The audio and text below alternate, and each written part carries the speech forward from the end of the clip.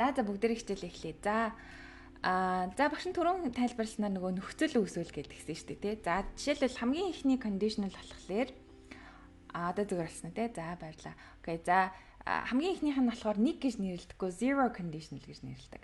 За энэ zero conditional болохоор яад юм бэ гэхлээр юм одоо хүмүүс амархан өөрчлөх боломжгүй юм байгалийн хууль ч юм уу эсвэл бүх хүмүүс үнэн гэж итгэдэг зүйлийн талаар ярих байхгүй юу? Нэг осондоо нэг нөхцөл үүсэнгүүд тэр нөхцөлийн үр дүн нь одоо жишээлбэл бид нар мөсийг халаая гэж үздэй тий. If you heat ice буюу мөсийг халаалаа гэхэд хайлна гэж тий. It melts гэхээр хайлна гэж юм. Тэгэхээр энэ нөгөө хайлах одоо мөсийг халаагаад хайлах үр дүнг болвол хинт өөрчилж чадахгүй шүү дээ тий. Тэгэхээр яг ийм төрлийн зүйл ярих үедээ бид нар zero conditional гэдэг хувилбар ашигладаг. За энэ хувилбарыг ашиглахдаа яад юм бэ гэхлээр нөгөө үйл үгээ conditional дээр нэг анхаарах юм зүгээр үйл үгээ л яг ямар conditional ямар зүйл ярих гэж байгаагаас шалтгаалаад үйл үгээ янз бүр болгоод хувиргаад байдаг гэсэн үг байхгүй. Тэгэхээр zero conditional буюу үр дүнгийн одоо ингээд өөрчлөх боломжгүй байгалийн хуулийн одоо natural law тийм зүйлүүдийг ярихдаа бид нэр хоёр үйл үгээ хоёулангийн present simple дээр тавьчихдаг. За энэ дээр эхний үгдэн дээр болохоор бид нарт you гэдэг subject байгаа учраас бид нэр үйл үгээ нөгөө present simple-ийнхаа дүрмээр хувирахгүй ороод ирсэн. Дараагийнх нь болохоор it гэдэг subject буюу ганц зүйлтэй энэ мөсний талаар ярьж байгаа юм чинь энэ it гэдгийн араас үйл үг маань s-д орж ирж байгаа гэсэн үг байхгүй юу? За эхний хэсэг дээр болохоор хэрвээ чи нөгөө халаах гэдэг процесс, heat гэдэг процессыг хийж байгаа хүн бол you буюу чи шүү дээ тий. Тэгэхээр хэрвээ чи мөсийг халаах юм бол энэ хайлнаа гэд одоо ийм хоёр өгүүлбэрийг хооронд нь холбож байгаа байхгүй тий. Энд чинь нийлмэл өгүүлбэр болж байгаа. Тэгээд нийлээд дутга гарч байна гэсэн үг байхгүй. За энэ бол zero conditional юм тий.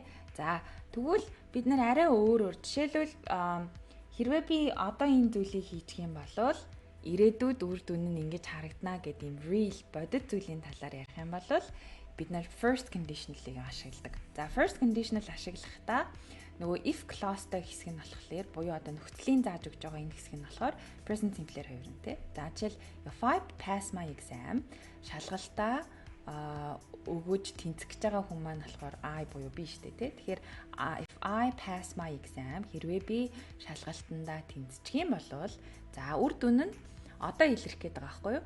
Одоо эсвэл ирээдүйд илэрх гээд байгаа зүйлээ бид нар will, won't, should, may, might гэх мэтчлэн энэ нөгөө modal verb-ийн араас үйл үг хувирахгүй гэдэг дүрмээ ашиглаад хэлчихнэ.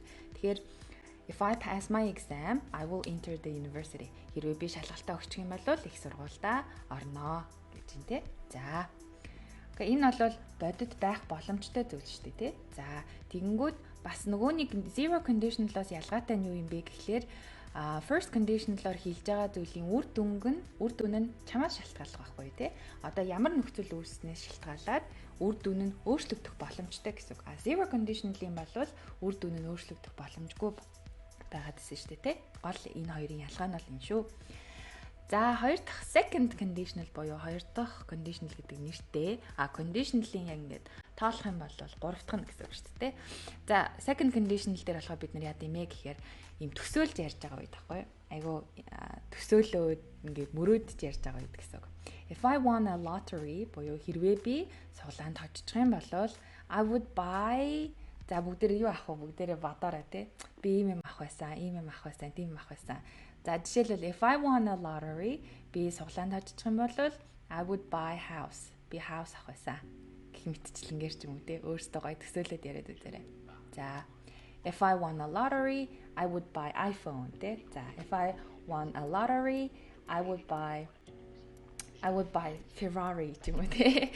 Өөрийнхөө гоё төсөөллөөр ярьж олно гэсэн. Тэгэхээр яг хэрвээ надад ийм байсан бол гэдэг дандаа imaginary төсөөлж хэлж байгаа өгүүлбэр байхгүй. За энэ үедээ болохоор бид нар нөгөө үйл үгээ яаж ийнэ гэхлээр past simple дээр болгочихж байгаа. Тэгэхээр хэрвээ би л одоо савглаанд хожчих юм бол би байшин хөдөлтөж авах байсан, iPhone хөдөлтөж авах байсан тий. За тэгэнгүүт энэ дээр юу болж байгаа юм гэхээр түрүүн нөгөө first conditional дээр will гэж хувирж ирсэн шүү дээ. Will-ийн ард үйл үг гэж орж ирж ирсэн тий.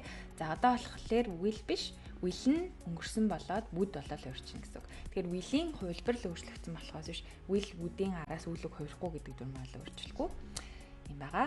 За ингээ хамгийн сүүлийн conditional нь болохоор за манайхаа ойлгохгүй юм гарах юм бол коммент бичээд үлдээчүүл багш нь харж байгаа эсвэл хичээл дундуура хариулна. Эсвэл хичээлийн төгсгөлд хариулна. За окей. За хамгийн сүүлийн conditional-ийн төрөл болохоор third conditional гэж нэрлэж байгаа. За энэ нь болохоор яаж байгаа юм бэ гэхээр өнгөрсөнд болцсон үйл явдлыгаа харамсаж хэлж байгаа үед гэхгүй. За if you hadn't lost your wallet хэрвээ чи төрөвчээ гээгүйсэн болвол you would have bought it. Чи худалдаад авчихл байлаа да гэдэг байхгүй тий. Тэгэхээр нэг басандаа өнгөрсөнд энэ нөгөө төрөвчээ алга болгох гэдэг процесс өнгөрсөнд болоод өнгөрцөн тий.